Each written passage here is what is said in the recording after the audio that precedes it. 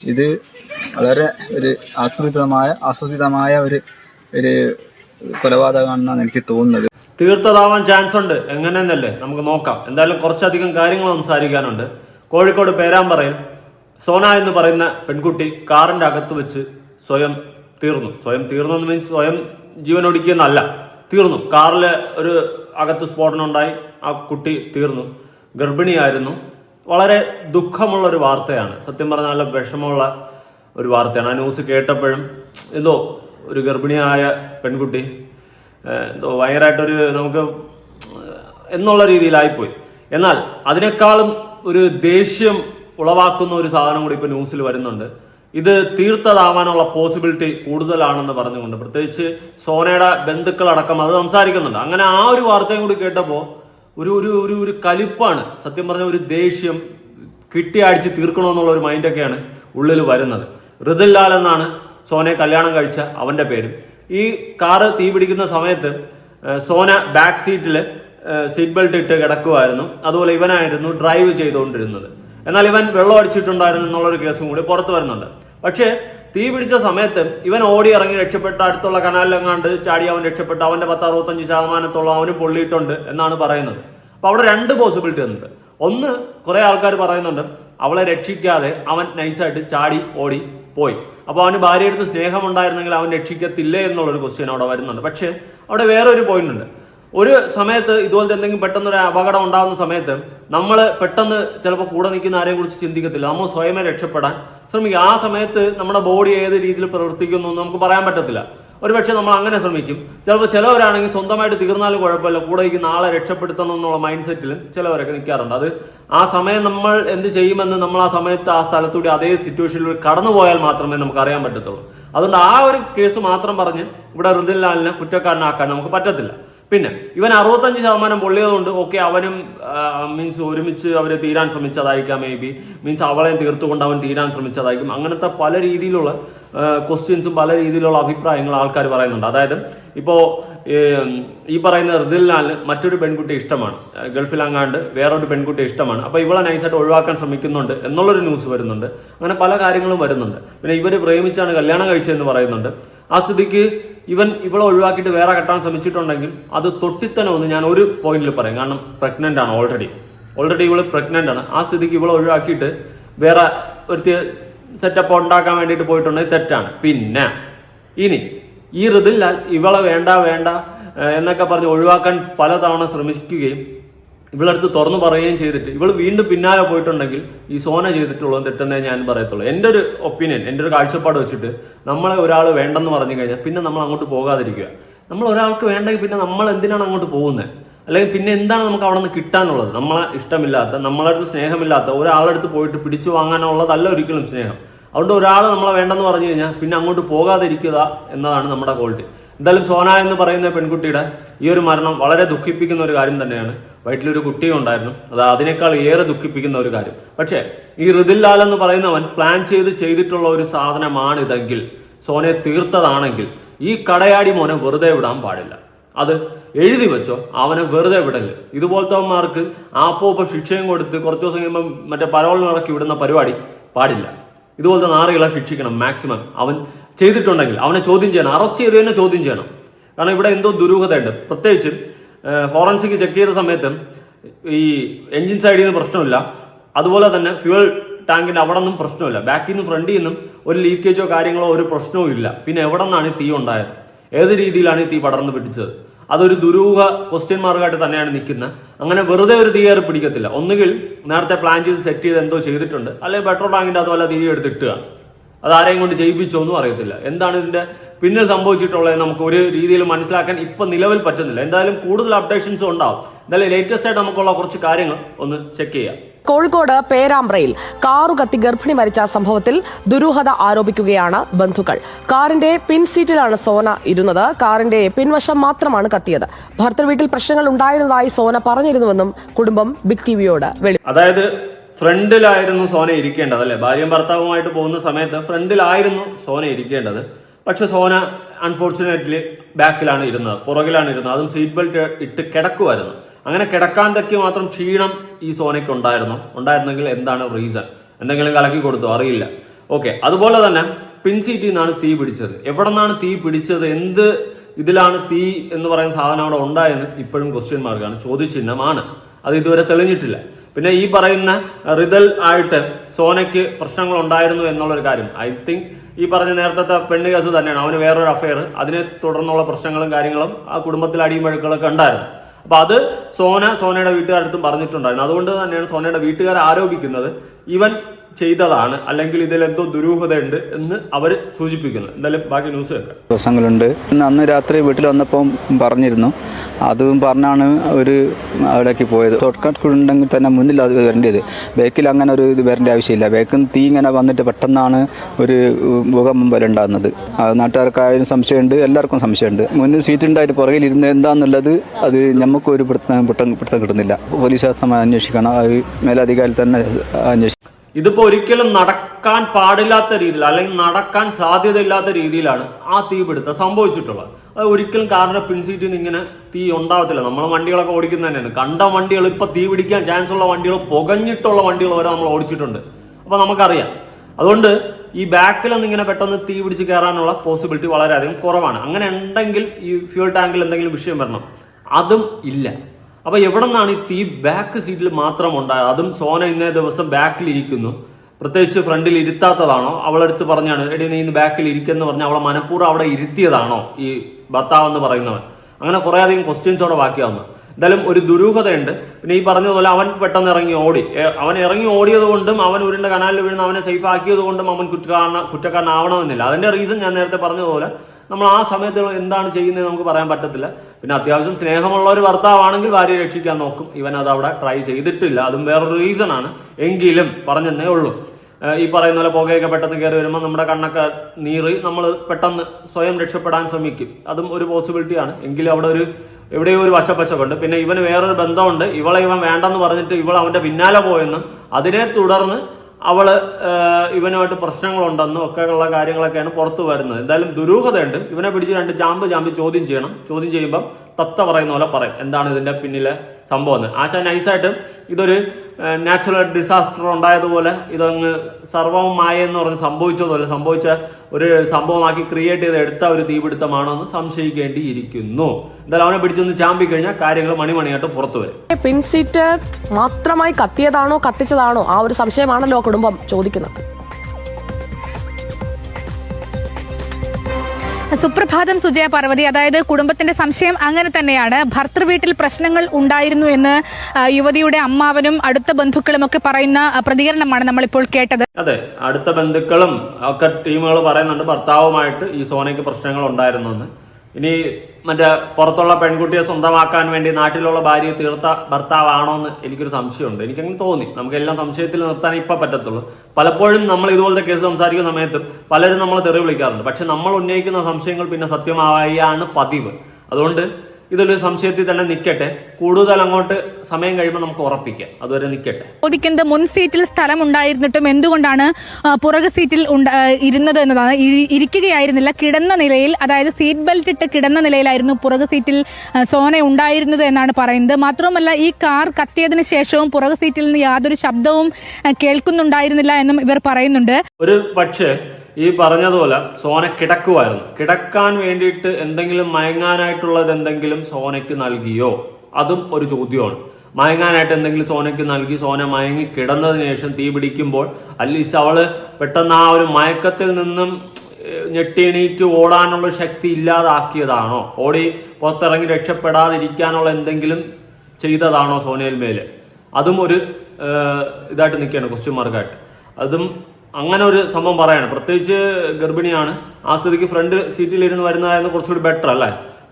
കിടക്കാൻ വേണ്ടിയിട്ട് back seat Sona തിരഞ്ഞെടുത്തിട്ടുണ്ടെങ്കിൽ കിടക്കാനായിട്ട് സോനയ്ക്ക് എന്ത് ക്ഷീണമാണോ ഉണ്ടായത്? എന്തെങ്കിലും കലക്കി കൊടുത്തിട്ടുണ്ടായിരുന്നോ? അതിനെ തുടർന്ന് ക്ഷീണമാവുകയും അങ്ങനെയാണെങ്കിൽ ഈ പറഞ്ഞ പോലെ ഋതൽ ഇതൊരു പ്ലാൻ ചെയ്ത സാധനമാണെങ്കിൽ ഇങ്ങനെ ക്ഷീണത്തോടെ കിടക്കുമ്പോൾ പെട്ടെന്ന് തീ അടിച്ചു കഴിഞ്ഞാലും അവള് എന്ത് ചെയ്യും? ഞെട്ടി എണീറ്റ് ഓടി രക്ഷപ്പെടാൻ ശ്രമിക്കില്ല. അതോടെ അങ്ങ് തീരും. ഈ ബഹളം വയ്ക്കുന്നത് അങ്ങനത്തെ സൗണ്ടൊന്നും കേട്ടില്ല എന്നൊക്കെയുള്ള രീതിയിലൊക്കെ പറയുന്നുണ്ട്. അതുകൊണ്ട് എല്ലാം ഒരു ചോദ്യചിഹ്നം, ദുരൂഹത. സീറ്റ് ബെൽറ്റ് ഇട്ടിരുന്നു. അങ്ങനെ പുറകിൽ എന്തിനാണ് സീറ്റ് ബെൽറ്റ് ഇടാറുണ്ടോ? ഇട്ടിരുന്നത് എന്ത്? അങ്ങനെയൊക്കെയുള്ള ഒരു ചോദ്യമുണ്ട്. സീറ്റ് ബെൽറ്റ് ഇടാൻ വേണ്ടിയിട്ട് സോനയെ ഋതൽ നിർബന്ധിച്ചിരുന്നോ? അങ്ങനെയാണെങ്കിൽ ഈ തീ പിടിച്ചതിന് ശേഷം സീറ്റ് ബെൽറ്റ് ഊരി ഓടാൻ ഉള്ളൊരു താമസം കിട്ടാതിരിക്കുമ്പോൾ ആള് വടിയാവുമല്ലോ. അങ്ങനെ ഒരു ദുരൂഹതയും കൂടി എനിക്ക് അവിടെ ഫീൽ ചെയ്യുന്നുണ്ട്, സീറ്റ് ബെൽറ്റ് ഇട്ടിരുന്നതിൻ്റെ പിന്നിലുള്ള ആ ഒരു ദുരൂഹത. അപ്പം മൊത്തത്തിൽ ഇതിൽ ഋതലിന് പങ്കുണ്ടെന്നുള്ള രീതിയിൽ വേണമെങ്കിൽ നമുക്ക് ചിന്തിക്കാം. പക്ഷേ ഇത് അന്വേഷിച്ച് കണ്ടെത്തേണ്ടത് പോലീസാണ്. നോക്കാം. കാറിന്റെ സ്വാഭാവികമായ കത്തലാണ് എങ്കിൽ അത് മുൻവശത്തു നിന്നാണ് കത്തേണ്ടിയിരുന്നത്. പക്ഷേ പുറകുവശത്തു നിന്നാണ് കത്തി തുടങ്ങിയത്.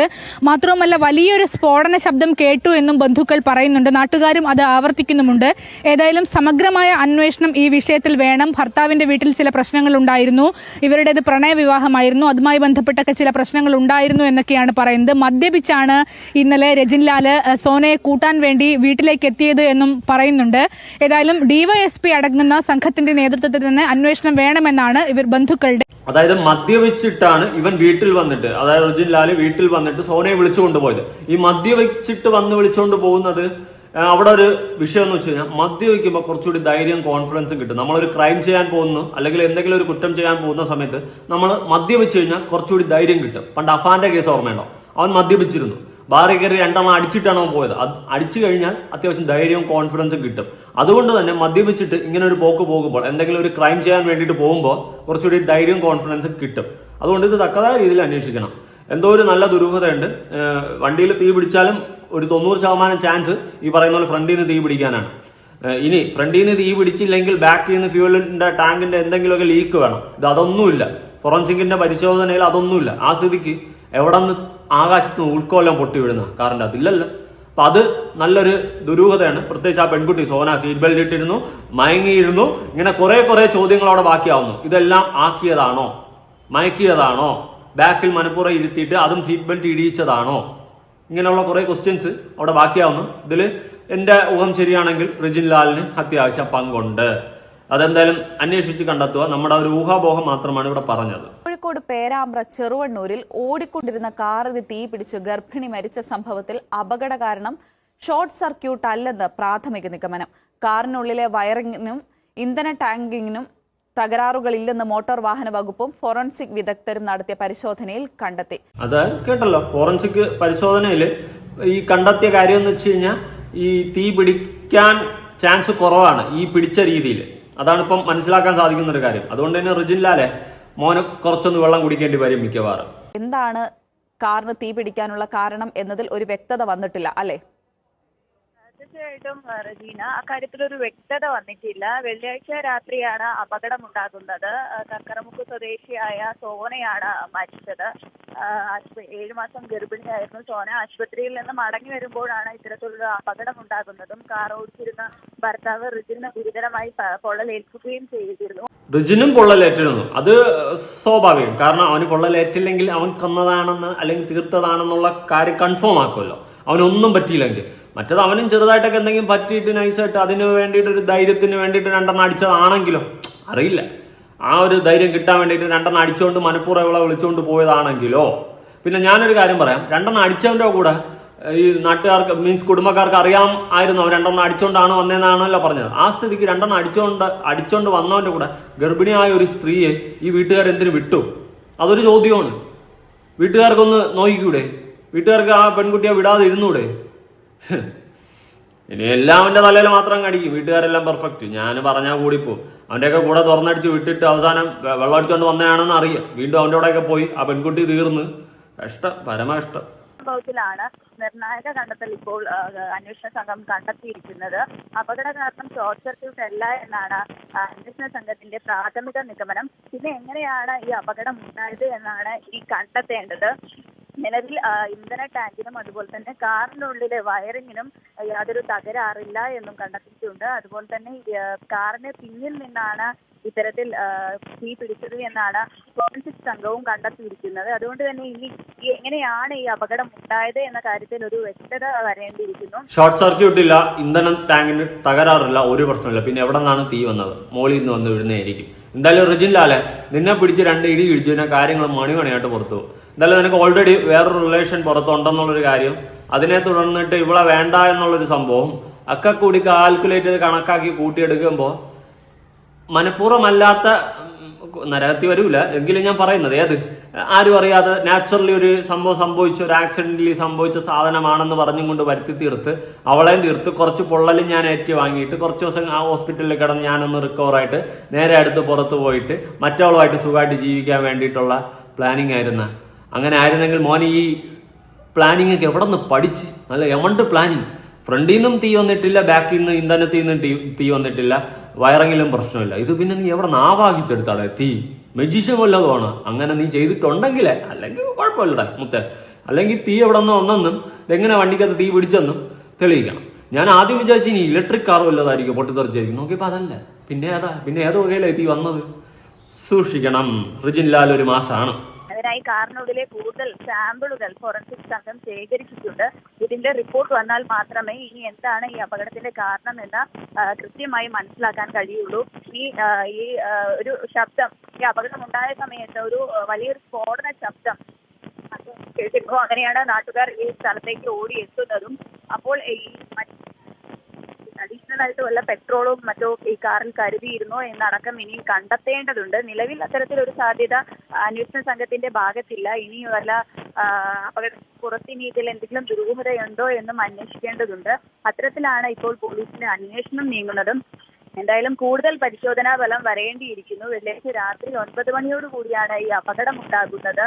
രാത്രി 9 മണിക്കാണ്. അതും ഇവൻ ആ പെൺകുട്ടിയെ വിളിക്കാനായിട്ട് വീട്ടിൽ പോയ സമയത്ത് ഇവൻ മദ്യപിച്ചിരുന്നു എന്ന് ആ വീട്ടുകാർക്ക് അറിയാമായിരുന്നു. എന്നിട്ട് ഇവന്റെ കൂടെ വിട്ടത് തന്നെ തെറ്റാണ്. ഞാൻ വീട്ടിൽ റിപ്പീറ്റ് ചെയ്യുന്നില്ല. ഓക്കെ, അതേ തെറ്റാണ്. അപ്പൊ എന്തോ നല്ല ഒരു പ്ലാനിങ് ഇതിന്റെ ഇടയിൽ കൂടി നടന്നിട്ടുണ്ട്. അത് കൺഫേമാണ്. അല്ലാതെ ഇത് ആപ്പോപ്പ കേസൊന്നുമില്ല. നല്ല പ്ലാനിങ് ഇതിന്റെ അടിയിൽ കൂടി നടന്ന് ഒരു പ്ലാൻഡ് മർഡർ ആയിട്ട് തന്നെയാണ് എനിക്ക് ഫീൽ ചെയ്യുന്നത്. നോക്കാം, എന്തായാലും വരും ദിവസങ്ങളിൽ ഇതിന്റെ അപ്ഡേഷൻസ് കിട്ടുമല്ലോ. തക്കരമുക്കിലാണ് ഈ അപകടം ഉണ്ടാകുന്നത്. സോന, 7 മാസം ഗർഭിണിയായ സോനയാണ് മരിച്ചിരിക്കുന്നത്. കാർ ഓടിച്ചിരുന്നത് ഭർത്താവ് റിജിൻലാലാണ്. റിജിൻലാൽ ഈ തീ പിടിച്ച ഉടനെ തന്നെ കാറിൽ നിന്ന് ചാടി ഇറങ്ങിയിരുന്നു. അതിനാലാണ് റിജിൻ രക്ഷപ്പെട്ടത്. ഇതൊരു വയൽക്കരയിലാണ് ഈ അപകടം ഉണ്ടാകുന്നത്. ഇതിന് സമീപത്ത് ഒരു തോടും ഉണ്ടായിരുന്നു. ദീപ, ഒരു കാര്യം കൂടി ചോദിച്ചോട്ടെ, ഈ കാറിൽ ഉണ്ടായിരുന്ന, കാർ ഓടിച്ചിരുന്ന യുവാവിന്റെ ഇപ്പോഴത്തെ ആരോഗ്യസ്ഥിതി എങ്ങനെയാണ്? റെജീന, ഈ സോനയുടെ ഭർത്താവ് റിജിൻലാൽ ഇപ്പോഴും മെഡിക്കൽ കോളേജ് ആശുപത്രിയിൽ ചികിത്സയിലാണ്. 65% പൊള്ളലേറ്റിട്ടുണ്ട്. അതുകൊണ്ട് തന്നെ അതീവ ഗുരുതരാവസ്ഥയിലാണ് റിജിന്റെ ആരോഗ്യസ്ഥിതി. റിജിൻ അവിടെ സമീപത്തുണ്ടായിരുന്ന നാട്ടുകാർ, ഈ അപകടം കണ്ട ദൃക്സാക്ഷികൾ പറയുന്നത് ഒരു തീഗോളമായാണ് റിജിൻ പുറത്തേക്ക് ചാടിയത് എന്നാണ്. അപ്പോൾ അതുകൊണ്ട് തന്നെ വലിയ രീതിയിലുള്ള പൊള്ളൽ റിജിന് ഏറ്റിട്ടുണ്ട്. ഏകദേശം 65%. ഓക്കെ, ഇവിടെ ഏകദേശം 65% റിജിൻ ലാലിന് പൊള്ളലേറ്റിട്ടുണ്ടായിരുന്നു. ഒരു പക്ഷേ ഇവളെയും തീർത്ത് ഇവനും തീരാനുള്ള പ്ലാൻ ഉണ്ടായിരുന്നിരിക്കാം. അതിനും പോസിബിലിറ്റി കൂടുതലാണ്. അല്ലെങ്കിൽ ഇവൻ പ്രതീക്ഷിച്ചത് പോലെ അല്ല. പ്രത്യേകിച്ച് അതൊരു വയൽ ഏരിയ ആയിരുന്നു. അവിടെ എത്തിയിട്ട് നൈസായിട്ട് സോനയെ തീർത്തിട്ട് ഇവനെ രക്ഷപ്പെടാനുള്ള പ്ലാൻ ആയിരുന്നിരിക്കാം. പക്ഷേ അൺഫോർച്ചുനേറ്റ്ലി ഇവന്റെ ദേഹത്തും തീ കയറി പിടിച്ചതാണ്. അതായിരിക്കും ചിലപ്പോൾ സംഭവിച്ചത്. അല്ലെങ്കിൽ ഇത് ആക്സിഡന്റലി സംഭവിച്ചതായിരിക്കാം. ആക്സിഡന്റലി സംഭവിച്ചെങ്കിൽ എവിടെ നിന്നാണ് തീ വന്നത്? അതാണ് ഇവിടുത്തെ ചോദ്യചിഹ്നം. ഇനി അല്ലാതെ ഇവൻ തീർത്തതാണെങ്കിൽ ഞാൻ പറഞ്ഞതുപോലെ ഇവളെ തീർത്തിട്ട് നൈസായിട്ട് എന്തെങ്കിലുമൊക്കെ ചെയ്ത് അവിടെ കിടന്ന് വാക്കുക്കി നാട്ടുകാരെ ഓടി വാന്നൊക്കെ കിടന്ന് വിളിക്കാമെന്ന് വിചാരിച്ചാണ്. അപ്പോഴേക്കും ഇവൻ്റെ ദേഹത്തും തീ പിടിച്ചാണ്. ഇവൻ നൈസായിട്ട് എടുത്ത് ചാനലിൽ ചാടിക്കാണ്. അങ്ങനെ 65% ഇവൻ പൊള്ളി ഗുരുതരാവസ്ഥയിലായിരിക്കും. അല്ലെങ്കിൽ ഇവളെയും തീർത്തിട്ട് അവനും തീർന്ന് ഒരുമിച്ച് പോകാമെന്ന് വിചാരിച്ചാണ്. ഒരുമിച്ച് രണ്ടുപേർ കൂടി തീരാമെന്ന് വിചാരിച്ചാണ്. അങ്ങനെയാണെങ്കിൽ അവിടെ ഒരു ക്വസ്റ്റ്യൻ മാർക്ക് കൊണ്ട് വേറെ വഴി സ്വീകരിക്കാമായിരുന്നു. ഒരുമിച്ച് തീരാനായിരുന്നെങ്കിൽ. ഇവിടെ മദ്യപിച്ചുകൊണ്ട് ഇവൻ വന്ന സ്ഥിതിക്ക് തന്നെ ഈ മദ്യം എന്ന് പറയുന്നത് ഒരു ധൈര്യത്തിനുള്ള ഒരു മരുന്നും കൂടിയാണല്ലോ. ചില സാഹചര്യങ്ങൾ, ഇതുപോലത്തെ സാഹചര്യങ്ങളിൽ അതിന് വേണ്ടിയിട്ട് മദ്യപിച്ചതാണോ എന്നുള്ളൊരു ഡൗട്ട്, ഒരു ക്വസ്റ്റ്യൻ മാർക്കൊക്കെ ഇവിടെ നമുക്ക് നിൽക്കുന്നുണ്ട്. എന്തായാലും ദുരൂഹതയുണ്ട് ഈ കേസിൽ. ദുരൂഹതയുണ്ട്. ആപ്പോപ്പ എന്നല്ല, ഇവന്റെ റിജിൻ ലാലിന് എന്തോ പങ്കുള്ളത് പോലെ തന്നെയാണ് ഫീൽ ചെയ്യുന്നത്. മദ്യപാനം, കുറച്ചധികം കാര്യങ്ങൾ അതിന്റെ പിന്നാലെ വരുന്നുണ്ട്. പിന്നെ ഈ റിജിൻ ലാലിന്റെയും ഈ സോനയുടെയും ലൈഫിലെ കുറച്ച് കാര്യങ്ങൾ നമുക്ക് അതൊന്ന് കേട്ടോ. ഇപ്പോൾ സോനയുടെ കുടുംബമാണ് ഈ സംഭവം ആസൂത്രിത കൊലപാതകമാണ് എന്ന് പറഞ്ഞ് രംഗത്തെത്തിയിരിക്കുന്നത്. അതുകൊണ്ട് തന്നെ വലിയ രീതിയിലുള്ള അന്വേഷണവും ആവശ്യമാണ്. കുടുംബം സംശയം ഉന്നയിക്കാൻ പ്രധാനമായും 3 കാര്യങ്ങളാണ് പറയുന്നത്. ഒന്ന്, സോന ഈ പിൻസീറ്റിലാണ് ഇരുന്നത്. 6 മാസം ഗർഭിണിയായിട്ടും സോനയെ പിൻസീറ്റിലാണ് ഇരുത്തിയിരുന്നത്. അതുപോലെ തന്നെ ഈ കാറിന്റെ പിൻഭാഗത്ത് നിന്നാണ് തീ പടർന്നത് എന്ന് ഫോറൻസിക് സംഘവും കണ്ടെത്തിയിരുന്നു. അതുകൊണ്ട് തന്നെ മറ്റൊരു കാര്യം, ഇത് ഈ വലിയൊരു സ്ഫോടന ശബ്ദം നാട്ടുകാർ കേട്ടിരുന്നു. അതുകൊണ്ട് തന്നെ എന്തോ ഒരു സ്ഫോടനം ഉണ്ടാകുന്ന രീതിയിലുള്ള എന്തോ ഒരു വസ്തു കാറിലുണ്ടായിരുന്നുവെന്നും കുടുംബം പറയുന്നുണ്ട്. അതിന് കാരണമായി പറയുന്നത് ഇത് ഷോർട്ട് സർക്യൂട്ട് അല്ല എന്ന് ഫോറൻസിക് സംഘം കണ്ടെത്തിയിട്ടുണ്ട്. അതുപോലെ തന്നെ ഇതൊരു പുതിയ കാറാണ്, വയറിങ്ങിനും മറ്റ് ഇന്ധന ടാങ്കിനും പ്രശ്നങ്ങളില്ല എന്നും ഫോറൻസിക്കിന്റെ കണ്ടെത്തലുണ്ട്. അതുകൊണ്ട് തന്നെ വലിയ രീതിയിലുള്ള എന്തോ ഒരു സ്ഫോടന ശബ്ദമോ മറ്റ് ദുരൂഹതയോ ഈ സ്ഫോടന ശബ്ദം ഉണ്ടാകാൻ എന്തോ വലിയൊരു സ്ഫോടക വസ്തു ഈ കാറിലുണ്ട് എന്നാണ് കുടുംബം പറയുന്നത്.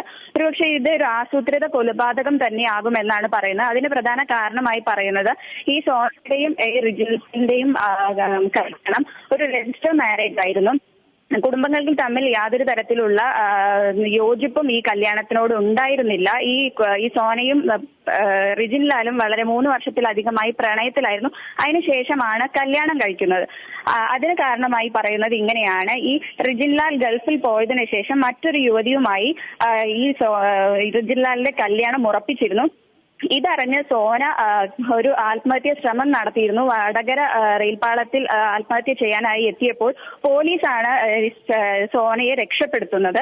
തുടർന്ന് ഈ സംഭവത്തിൽ കേസ് കൊടുക്കണമെന്ന് പോലീസ് പറഞ്ഞതിനനുസരിച്ചാണ് ഈ പേരാമ്പ്ര പോലീസിൽ സോനയുടെ കുടുംബം പരാതി കൊടുക്കുന്നത്.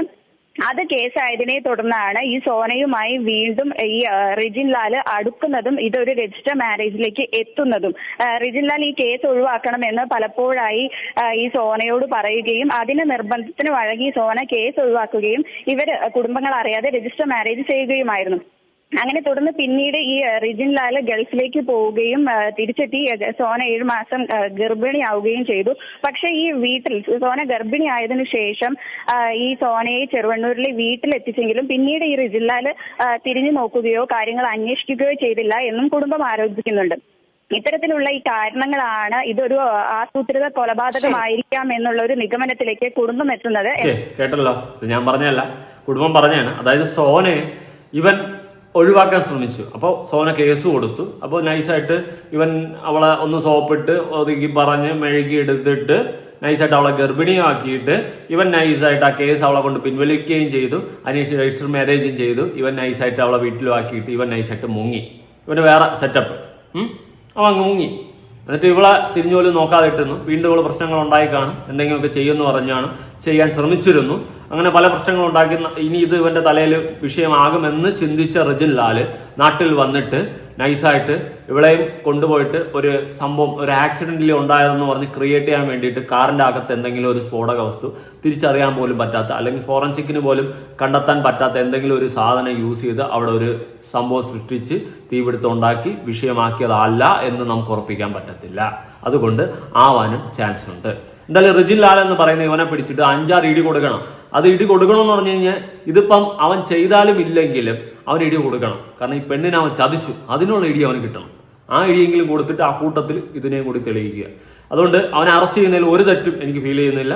അവനെ അറസ്റ്റ് ചെയ്യേണ്ടവനാണ്, അവന് ചെയ്യണം. കാരണം ഈ പെൺകുട്ടിയെ ഗർഭിണിയാക്കി വഴിയാധാരമാക്കിയിട്ട് പോയ അവനെ പോലത്തെ ഒരു കാട്ടുകഴിവേറിയ ഈ കേസിൽ അല്ലെങ്കിൽ വേറെ ഏതെങ്കിലും പിടിച്ചിടിക്കുകയെങ്കിലും ചെയ്യണമെന്നാണ് എനിക്ക് പറയാനുള്ളത്. അതുപോലെ അവനെ ചോദ്യം ചെയ്യണം. കൃത്യമായിട്ട് ചോദ്യം ചെയ്ത് കഴിഞ്ഞാൽ റിജിൻലാലിന്റെ പങ്ക് ഈ കേസിൽ വ്യക്തമാകും. എന്തായാലും നിങ്ങളുടെ അഭിപ്രായങ്ങളും കാര്യങ്ങളും ഉറപ്പായിട്ട് താഴെ കമന്റ് ചെയ്യുക. നിങ്ങൾക്ക് റിജിൻലാലിനെ സോനയെ പറ്റിയിട്ട് പേഴ്സണലി അറിയാമെങ്കിൽ അതിന്റെ അഭിപ്രായങ്ങളും താഴെ കമന്റ് ചെയ്യാവുന്നതാണ്. പുതിയൊരു വീഡിയോ ഇടണം. ബൈ.